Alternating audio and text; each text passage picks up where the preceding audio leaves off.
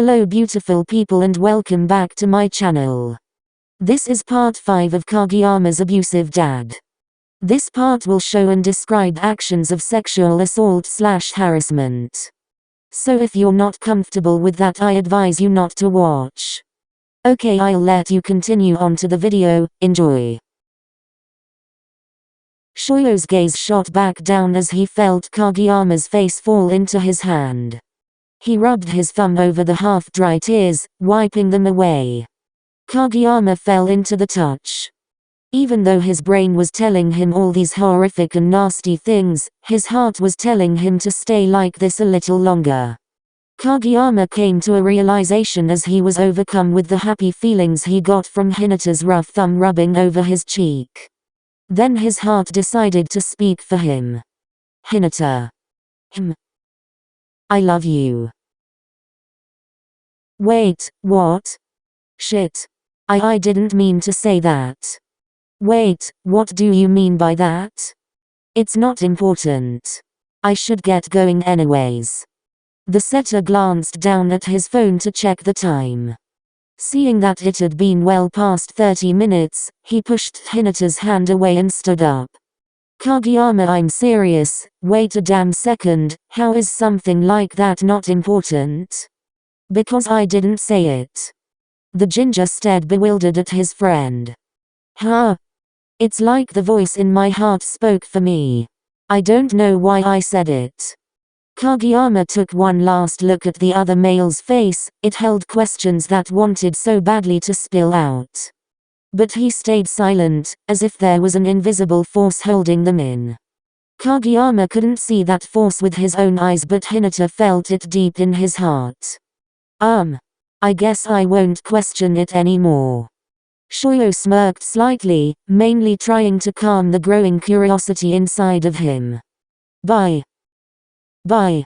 And with that, Kageyama turned around and began walking, leaving a confused mess of orange sitting on the ground.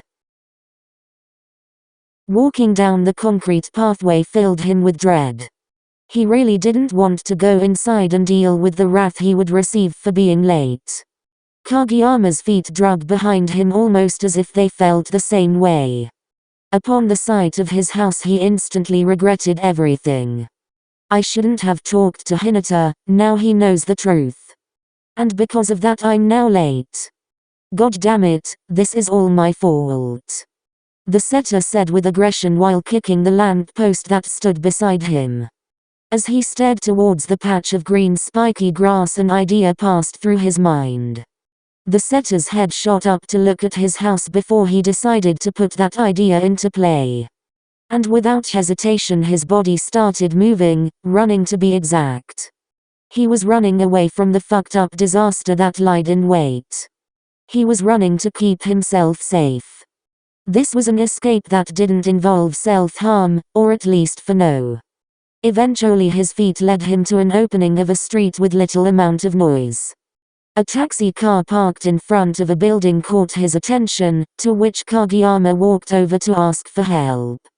Hey, can I get a ride? What is a kid your age doing out here at this time? It's a long story, can I just please get a ride? Hop in. Again without hesitation the dark-haired male jumped in the backseat and awaited for the driver to begin on their journey. Where can I take ya? The city is fine. Alright, buckle up. The driver started up the car and began driving. Kageyama stared out at the growing buildings trying to shake all the feelings he was being hit with. I ran away from the one person trying to help me. But then again if he'd get involved I would only hurt him. Fuck. I left Mum. His chest tightened and his body ached. The itchy feeling crept into his arms and the tears began to weld in the corner of his eyes. Crying did help relieve stress, but with how much he was doing it, it made him feel weak. And he knew that if his dad knew, it would only make things worse. A couple of minutes passed before the car came to a sudden stop and the driver began to speak. We're here, and don't worry about paying, you look like you've been through enough. Kageyama took a few seconds to process the generous offer before responding. Wait, are you serious? Yeah, you're good to go. I thank you so much, it means a lot. No problem. The setter slightly bowed and got out. The lights overtook his body as he studied the scenery around him. From the flashing billboards to the handful of people walking around, he took it all in. He waved goodbye to the taxi driver after saying thank you one more time, then it hit him. I'm alone, finally alone. The sight of the neon shop lights gleamed off his eyes. And the fuzzy sounds of the city's life filled him with this sense of safety. Safety he'd later realize was all just a made-up vision blocking out the real night's intentions. The blue-eyed boy's body decided to rest on a bench that lied in wait for him. Upon sitting down, his body fell over and his feet rose up off the ground. He was now lying peacefully on the seat. Kageyama stared up at the stars, wondering if they actually accepted wishes, and if so were his even heard. Stargazing has always been one of his favorite things to do. Every time he was upset or just needed a breather, he'd always find himself staring up helplessly at the millions of glossy white dots. But it had been so long since he had done so that he almost forgot why he loved it so much. His eyes began to feel heavy as his breath hitched and became more and more steady. And for the first time in weeks, he felt at peace. Hey, Kageyama? Don't fall asleep on me, no. The ginger giggled while glancing over at the half-asleep boy. I wasn't sleeping. Yeshiri. I believe you. TCH. The two males laid in silence for about 2 minutes just staring up at the stars before Kageyama broke it. I wish I could see the stars forever. The view is just breathtaking. Well, it's not like they disappear forever. What do you mean? They disappear for a short while but they always come back. What are you getting at? I'm saying that even though the beautiful things in life aren't always visible 24/7, we still get to see them. And just knowing their presence will come back again should be enough to keep going during the day. Then when night rolls around you can stare up at those stars and remember why you fought today, why you kept going. No matter how many times they disappear or how many times it starts over. Just know the stars that disappear at dawn will come back at twilight, and those dots are every reason you should keep going. Kageyama felt his face change as he heard those words slip the redhead's mouth. Hinata. Yes? Can I kiss you? I've been waiting for you to ask that. Hinata said, sitting up and leaning over to Kageyama, but as the dark-haired male reached out his eyes opened and he was hit with reality. It was all a dream and his eyes now saw the same stars up above. Fuck. The setter sat up slowly, groaning slightly at the awkward position he fell asleep in. The blue-eyed boy grabbed his phone to check the time when he heard some commotion from his left side. Looking up he saw two girls, seeming to be in college as they were wearing the local university's gear. He decided it would be best not to attract them over, mainly because they were very noticeably drunk. But despite the intense staring contest between him and his phone, he couldn't help but stick out to the girls. Oh hey, you're kinda cute. What are you doing out here all alone? Red flags shot up everywhere he looked. I need to get out of here. The male stood up off the bench while speaking to the girls. I'm sorry, I have to go now actually so. Wait, what? You're just going to leave us here? I'm sorry but... Before he could even finish his sentence there was a hand wrapping tightly around his wrist. Kageyama flinched at the sudden contact and hoped for the worst. See, could you let G go? His words squeaked and cracked from the fear building up inside of him. How about you help us out, then I'll let you go. Deal? I need to get going please. The setter's voice now had a distinct tone to it, one that held anxiety as the situation he was in became more and more real to him. The other girl that was standing off to the side walked closer and Kageyama could see now she was holding a beer can, which confirmed his theory they were drunk. Please just let go of my arm. Just then the girl holding his wrist reached down to his lower regions with her other hand. Kageyama finally gained enough confidence to slap her hand away from the area. I told you I needed to go. And I told you to help us, come on, you seem to be liking it. The blonde girl said while glancing down at his pants. The blue-eyed boy gulped hard and tried ripping her other hand away, eventually getting his free and throwing hers down towards her body. What the hell is wrong with you? How could a guy as hot as you turn me down, huh? You're a fucking asshole. Finally fed up with Kageyama's refusal, she snatched the beer can from her friend and poured it on the setter, ending her fit with the can thrown to the ground and a drunken waddle away from him.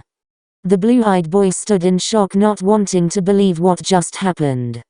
His skin ached from the violation received from the lady. And now he stood soaked in beer, wondering if anything else could possibly happen to him. The setter moved locations to a more open area in hopes he wouldn't have to repeat the first encounter. He found himself sat on a curb overlooking the long main street of the city. He pulled out his newest friend and got to work on the tips of his fingers, covering each finger with the crimson. But this wasn't enough. Could this have been what he was fearing? That moment the itch didn't go away, even after poking so much. It had to be, because now his skin began to burn. The pain blocked his heart and his chest felt heavy with bruises. It almost felt as if someone released a cage of bees inside of him and each one was stinging the insecurities hidden away from the world. The more he sat still, the more his skin raged with heat. He began scratching at his skin in hopes it would stop. He'd be able to return to the peace he had on the bench, but nothing worked. His fit ended with him throwing his chest to his knees and crying, letting out the pain of his dad's words and the groping he received earlier. It all hurt him so bad he didn't know how to act. If he should be mad at them or himself. Mr. Kageyama sat in his office, the same office he's worked at for over 10 years, when his phone began to ring. He grabbed the electronic and answered with a standard, "Hello? Hi, yes, is this Mr. Kageyama?"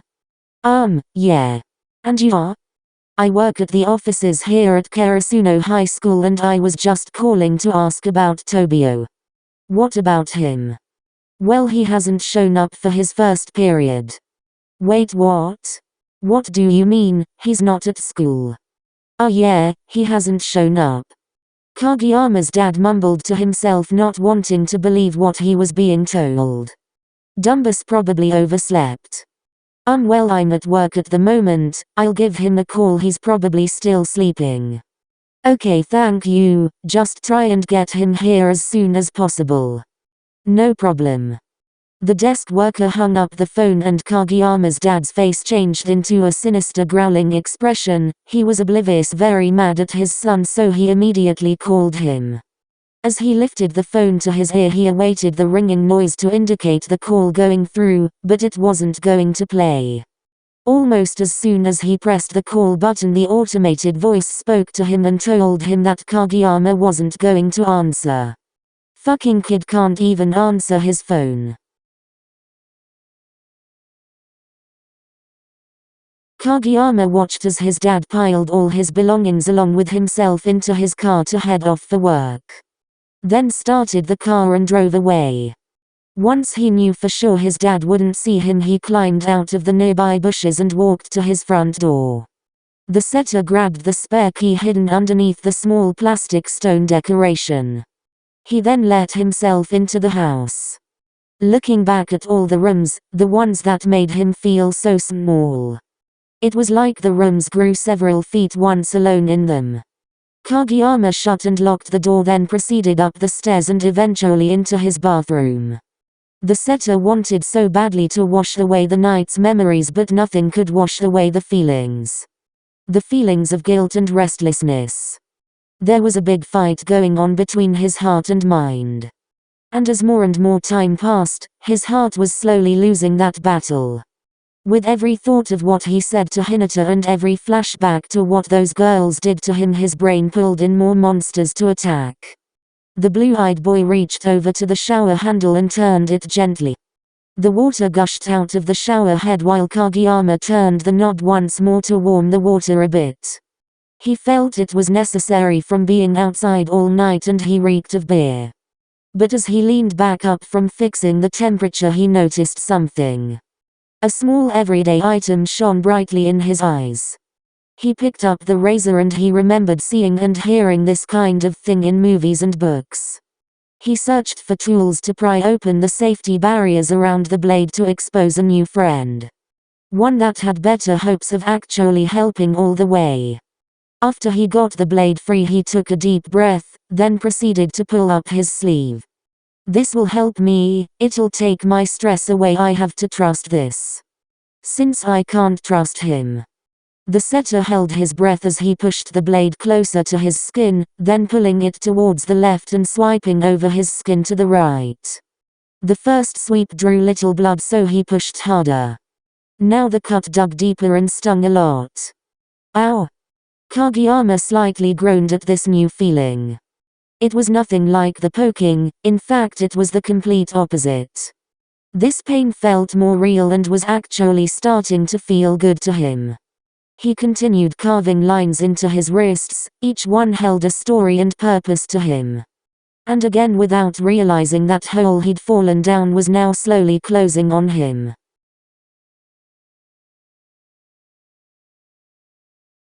Hinata rushed to make it in time. He had to stay late to talk to a teacher about grades, so he was late for practice. The bright ball of orange ran through the doors to the gym after he changed. Hinata, you're here finally, we've been waiting. Waiting for what? To ask you if you got a hold or spoke to Kageyama. OHH. The redhead played the night scenes in his head and debated telling the others. Last night, I saw a side of Kageyama that probably no one has ever seen before. And because of that I feel like he wouldn't want this to get out. No I didn't. Dang it, that's a bummer. I really thought you'd find him, but I guess not. Yeah, it sucks. Just then there was commotion coming from the gym entrance. Everyone looked over to see an older man. Are you guys in the volleyball club? UHH, yeah, and you? Mr. Kageyama, Tobio's dad. I was wondering if you had seen him at all today. Or maybe you're hiding him here. OUHH, no, we're not hiding anyone, but what do you mean, have we seen him? I got a call that he didn't show up today for school and I tried calling him but his phone was off. Wait, what? He didn't show up at all? Nope, so I thought he'd run off here after I told him he can't anymore. Hinata put the pieces together in his head and realized.